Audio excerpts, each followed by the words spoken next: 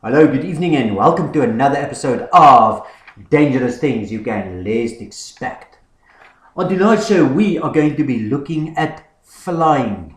And I know what you're thinking. Flying, that don't seem like a dangerous thing. Statistics have proved that more people every year are killed by a hippopotamus than die by flying. Well, two things on that. Firstly, these sound like a very dangerous hippopotamus, so maybe we should just stay away from him completely, else maybe it is our fault. But secondly, I ask you, have statistics ever flown on a plane from one place to another? No, I didn't think so. So anyway, flying is a dangerous thing, what you can least expect. Now, I don't want to come across as hypocritical, so please don't hear me that way. But I mean, just think of it. The first time somebody came with the idea, it was like, I've invented something. Oh, what did you invent? I have come up with a thing that makes it possible for a human to be lifted off the ground and flown through the sky and then deposited again on the ground on the other side. Oh, my word, that is marvelous. That is most exciting. What do you call this? A plane. Like really, like I don't know about you, but if I've invented something that can fly people through time and space, well, I mean, it takes time to fly people through space, then I don't think I would be calling it a plane. I think I would be calling it a bloody marvelous. I'm sorry for using the word marvelous, but you know what I'm saying. If we are going to be calling it a plane, then we might as well just call it a boring. And I mean, we do that anyway. Oh, how did you get here? I came here on the boring 747. And so, I don't know, it just don't seem to make a lot of sense.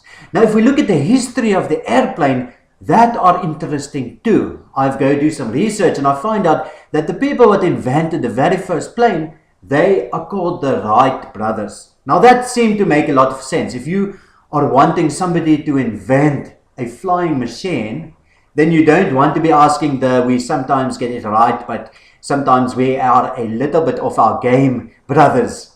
You know, let them invent the slinky or something like that. But the Wright brothers, so it seemed like they got the right people for the job. But then they decided they look at a bird and they thought, we will model flight on a bird. If a bird can fly, then surely we can fly. Okay, so what are a bird made of? Feathers. So wait, I've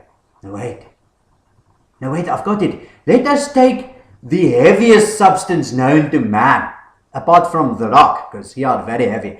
Let us take steel, metal, and we will make our invention out of that. Now, I don't know about you. Have you ever dropped a feather? I've dropped a feather. It can sometimes take up to half an hour to hit the ground.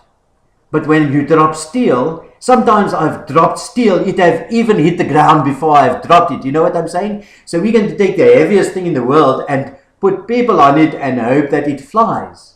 I don't know. Maybe they were called the Wright brothers because they weren't left-handed or something like that. It don't seem to make a lot of sense. But anyway, they went and they did their work. And the first one, I think they called it the pilot project. And they made flight. They made it happen.